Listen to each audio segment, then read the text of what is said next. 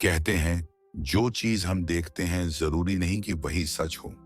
हर चीज के कई पहलू होते हैं और जो इंसान जल्दबाजी में फैसला करता है अक्सर गलती कर बैठता है। लेकिन ये सीख एक महान राजा ने अपने 3 बेटों को कैसे दी। आज आप जानेंगे एक ऐसी कहानी जो आपकी सोच बदल देगी। प्राचीन काल में एक प्रतापी राजा था जिसकी 3 संतानें थीं। वह चाहता था कि उसके बेटे समझदार और बुद्धिमान बने, लेकिन राजा ने उन्हें एक ऐसा सबक सिखाया जो जीवन भर उनके काम आया। आज हम आपको वही रहस्यमयी कहानी सुनाने जा रहे हैं। तैयार हैं? क्या आपने कभी सोचा है कि एक ही चीज को देखकर भी अलग अलग लोग अलग राय क्यों बनाते हैं? क्या हर नजरिया सच होता है? आज की कहानी आपको सिखाएगी कि जीवन को देखने का सही तरीका क्या है। राजा बूढ़ा हो चुका था, लेकिन उसे अपने बेटों की परीक्षा लेनी थी। क्या वे सच में समझदार बने? क्या वे सच्चाई को पहचान सके? इस कहानी में छिपी है जिंदगी की सबसे बड़ी सीख। तो आइए जानते हैं। जिंदगी में कई बार हम अधूरी सच्चाई देखकर फैसला कर लेते हैं, लेकिन अगर हम पूरे सच से वाकिफ नहीं हुए तो क्या हम सही होंगे? एक राजा ने अपने 3 बेटों को यही सिखाने के लिए एक अनोखी तरकीब लगाई, और उस तरकीब से हमें भी बहुत कुछ सीखने को मिलेगा। नमस्कार दोस्तों, स्वागत है आपका जिंदगी की चैनल में, जहां हम आपको ऐसी प्रेरणादायक कहानियां सुनाते हैं जो आपकी सोच बदल देंगी और जिंदगी को एक नई दिशा देंगी। एक प्रतापी राजा के 3 बेटे थे। उन्हें सुयोग्य बनाने के लिए राजा ने उनकी शिक्षा दीक्षा की सर्वश्रेष्ठ व्यवस्था की। राजा ने अपने बेटों को हर विधा में बेहतर और पारंगत बनाया। राजा चाहता था कि उसके पुत्र ही उसके राज्य की बागडोर संभालें। जब राजा बूढ़ा हो गया तो उसने अपने सभी पुत्रों को अपने पास बुलाया।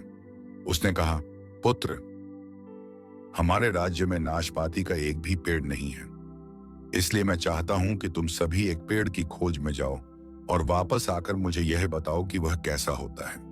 लेकिन राजा ने एक शर्त भी रखी कि उनके तीनों बेटे अलग अलग और 4-4 माह के अंतराल में जाएंगे। इसके बाद तीनों आकर एक साथ प्रश्न का उत्तर देंगे। तीनों बच्चों ने एक साथ इस बात को स्वीकार किया।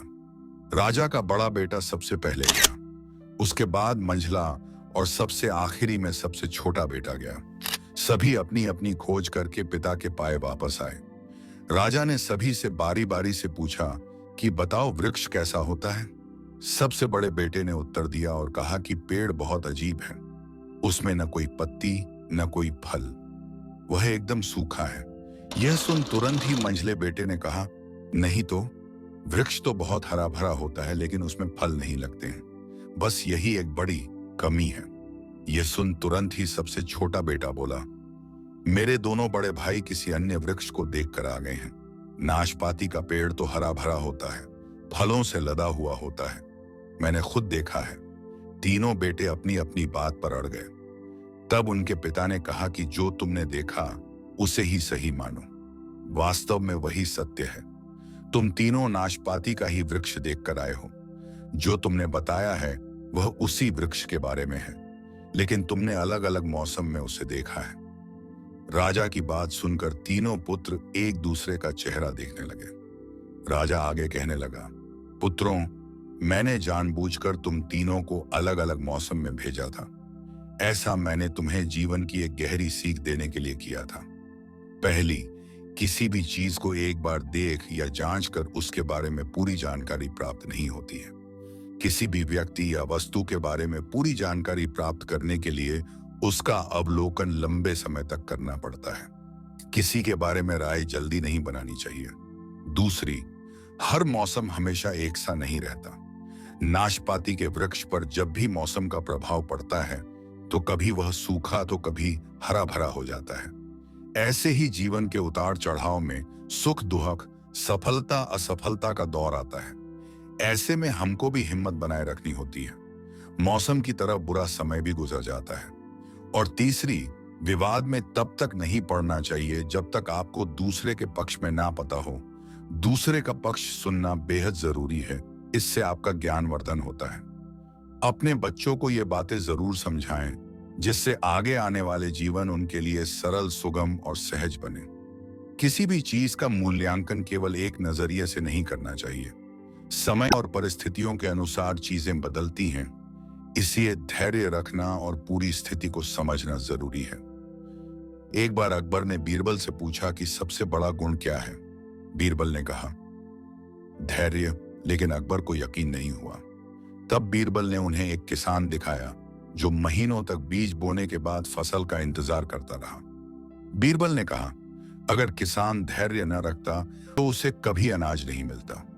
स्टॉक मार्केट, निवेशक जो धैर्य रखते हैं वे लंबे समय में ज्यादा फायदा कमाते हैं, जबकि जल्दबाजी करने वाले अक्सर नुकसान उठाते हैं। अनुभवी सबसे बड़ा शिक्षक है। जो चीज हम खुद अनुभव करते हैं वही हमें गहरी समझ और सही निर्णय लेने की क्षमता देती है। किताबों या सुनी सुनाई बातों से सीखना अच्छा है, लेकिन अनुभव का कोई विकल्प नहीं। कोई भी किताब पढ़कर या वीडियो देखकर साइकिल चलाना नहीं सीख सकता। जब तक हम खुद संतुलन बनाकर नहीं चलते तब तक हमें सही समझ नहीं आती।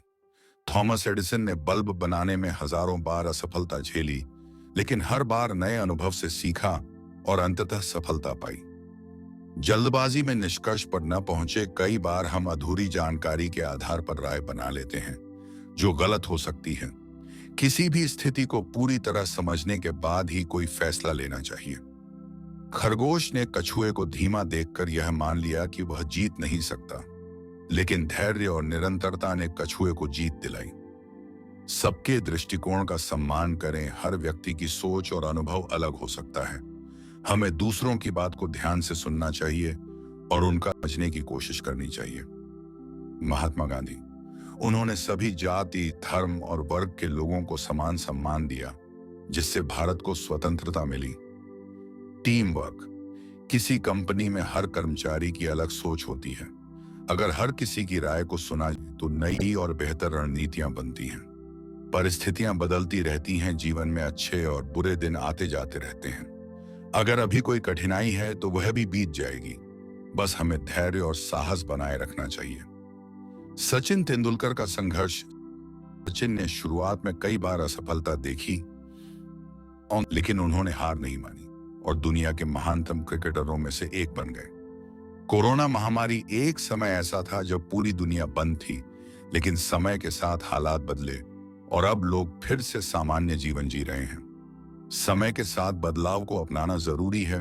जैसे नाशपाती का पेड़ हर मौसम में अलग दिखता है, वैसे ही जीवन में भी परिवर्तन आते रहते हैं। हमें बदलाव को स्वीकार करके उसके अनुसार खुद को ढालना आना चाहिए। नोकिया बनाम स्मार्टफोन कंपनियां। नोकिया ने समय के साथ बदलाव नहीं अपनाया और स्मार्टफोन क्रांति में पिछड़ गई, जबकि एप्पल और सैमसंग ने खुद को बदला और आज बाजार में आगे हैं।